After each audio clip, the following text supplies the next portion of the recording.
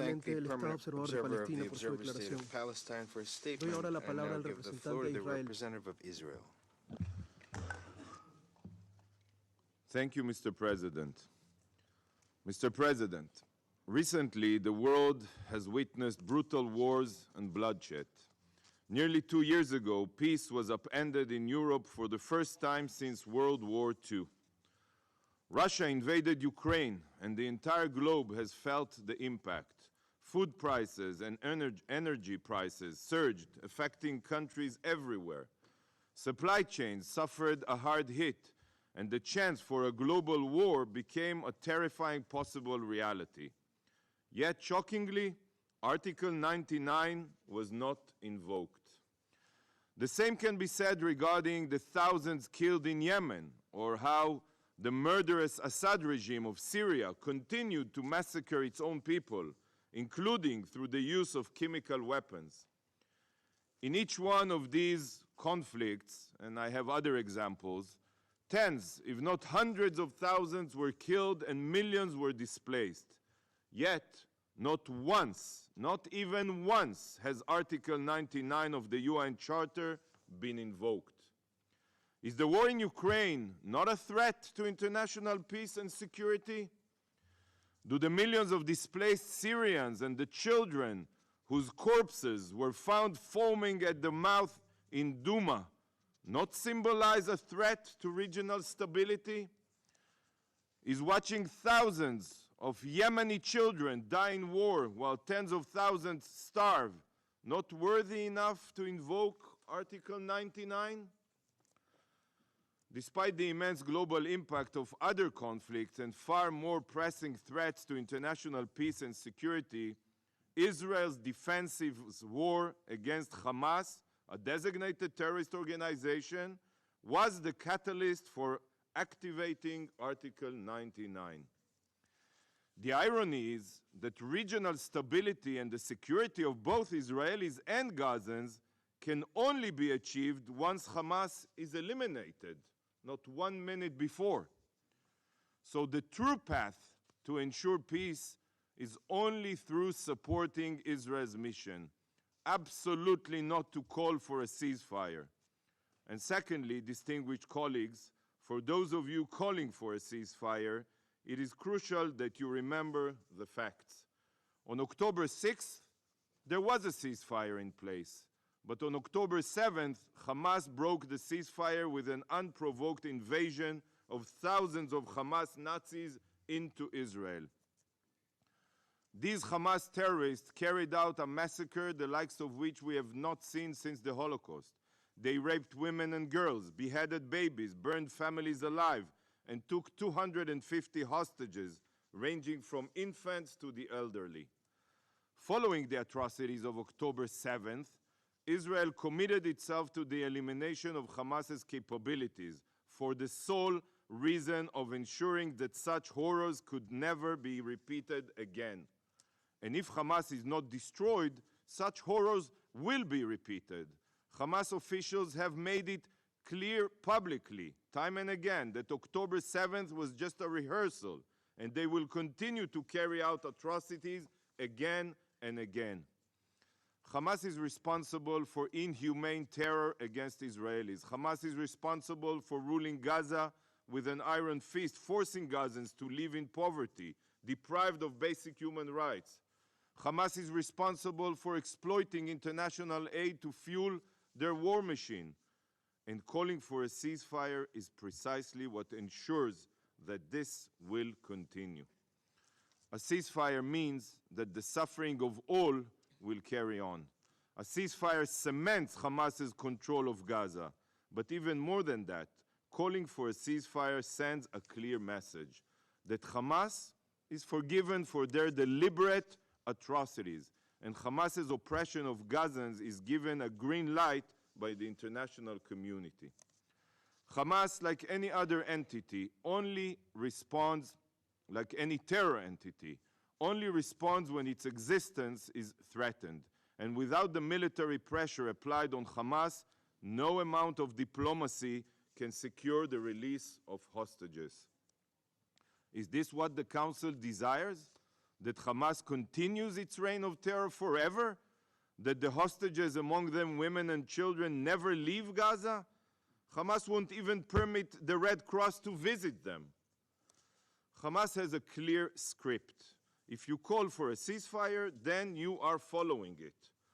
Hamas knows that it cannot defeat Israel on the conventional battlefield. This is why Hamas targets the murder and murders civilians. They seek to terrorize Israelis and drive us out of our homeland in fear.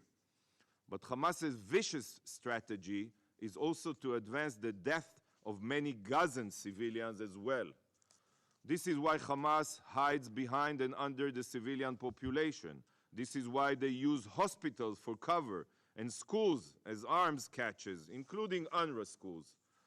Hamas wants to maximize civilian casualties, to co-opt the UN to pressure Israel to cease its fire and allow Hamas to survive and continue its reign of terror.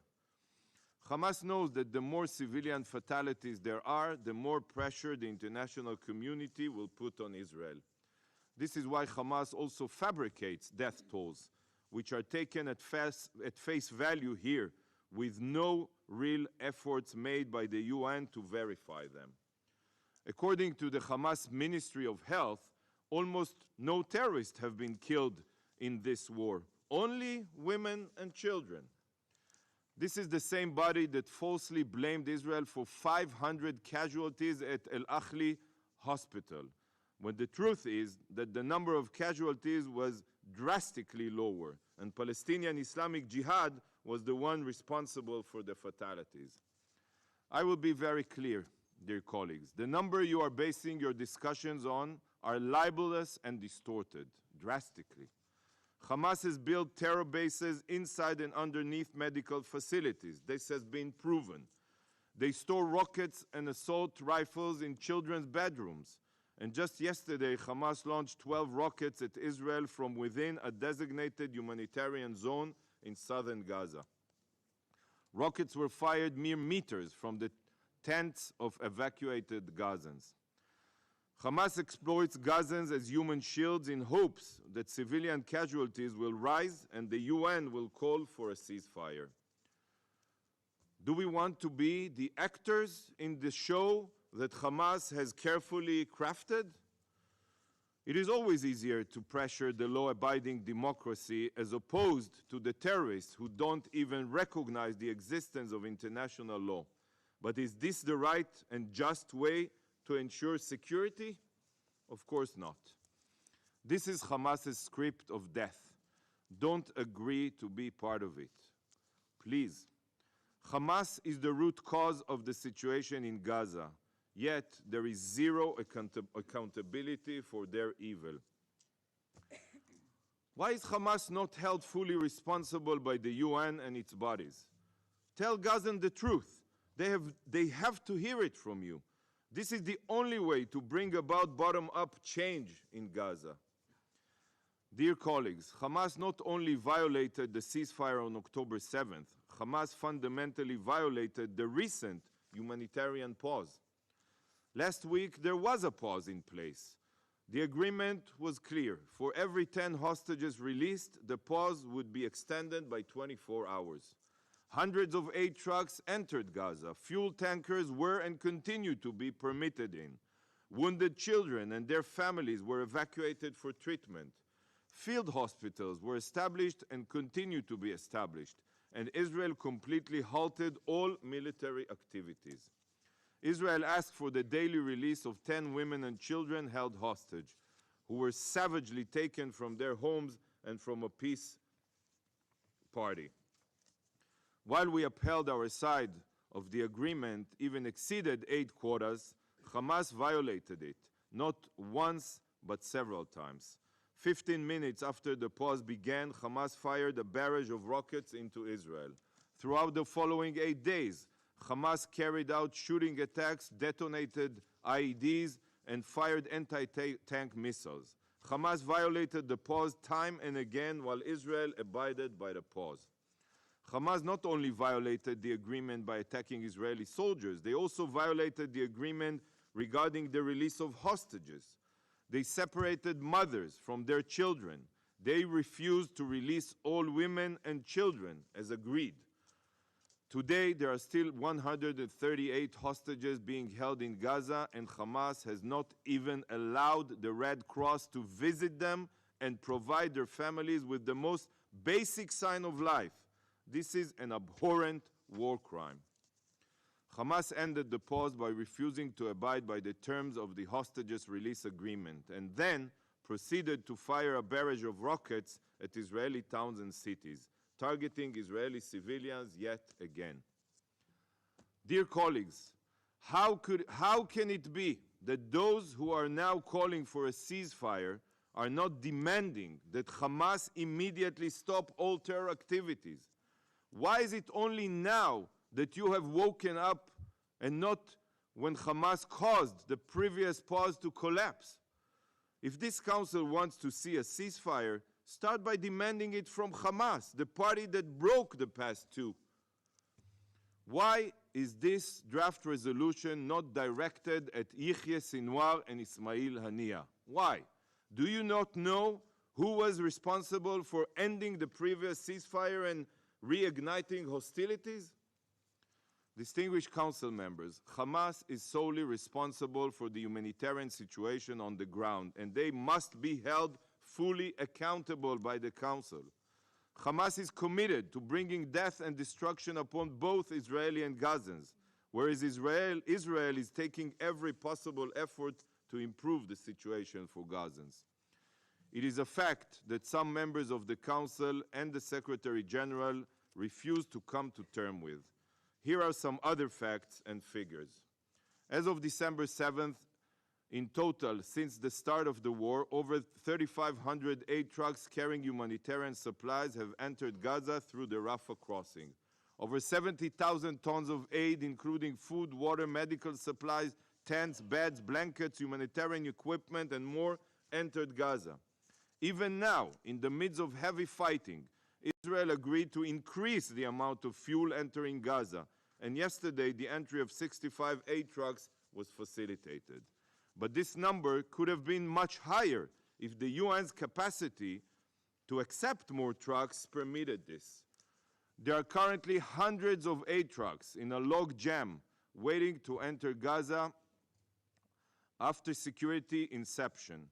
And the only reason they have not entered is because of the logistical difficulties of international organizations. Today, Israel accepts to screen 334 aid trucks, which means that each of these trucks will be ready to enter Gaza should international organizations be willing to accept them. Israel also facilitated the construction of 2 field hospitals, one run by the Kingdom of Jordan and the other by the UAE, to treat the uninvolved sick and injured. France, in coordination with Israel, has supplied a floating hospital that is treating Gazans in El Arish, and Italy is following suit. Saudi Arabia donated 21 additional ambulances. 5 other field hospitals are set to open soon to be run by the Red Cross, Egypt, the International Medical Corps, Turkey and Italy. 553 sick and injured have exited Gaza for treatment abroad, accompanied by 378 family members and guardians. This, dear friends, was all allowed and facilitated by Israel. In fact, Israel welcomes any and all humanitarian assistance to Gaza from any and all countries willing to assist. But colleagues, sadly, not all of this aid reaches its destination. In the previous days and weeks, we have seen footage from inside Gaza of Hamas terrorists literally shooting at Palestinians trying to gain access to basic humanitarian supplies. Gazans have reported that aid is being taken by Hamas and distributed exclusively to its terrorists. Boxes of humanitarian aid have been found in Hamas terror tunnels. So, if humanitarian supplies are not getting to where they should, point the finger at Hamas. Hamas is the genocidal terror organization that rules Gaza with an iron fist. Hamas violated the ceasefire on October 7th, and it was Hamas, not Israel, who violated the humanitarian pause. To Hamas, international humanitarian law holds no importance. When sitting in these meetings, it feels as if Hamas doesn't exist at all. It is always only about Israel. This is a distortion of reality, and it is unacceptable. Hamas must be held accountable.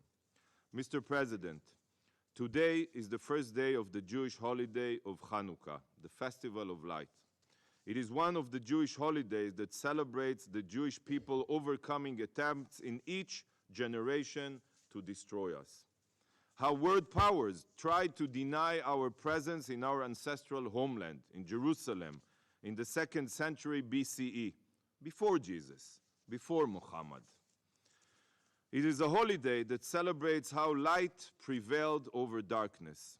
Today, sadly, we find ourselves again surrounded by darkness, with forces that seek to destroy us and also to demonize and delegitimize us. Jewish tradition teaches that even a little bit of light can dispel much darkness. Every one of you can use light to dispel the darkness and expose the truth. I pray that we see another Hanukkah miracle here in the UN, and that the Almighty will allow the truth and light to prevail here in this council. That we will see Hamas defeated soon, so that both Israelis and Gazans can live freely, free of violence and free of fear. Israel, Mr. President, will continue with her mission, the elimination of Hamas's terror capabilities and the return of all of the hostages. And we will complete our mission while supporting every humanitarian initiative to improve the situation for Gazans. Whoever truly seeks peace and security in the region must understand that the only way to achieve this is by destroying Hamas, not by calling for ceasefire, which will only extend the war and suffering of all. There is no other option. Thank you, Mr. President. Agradezco al representante.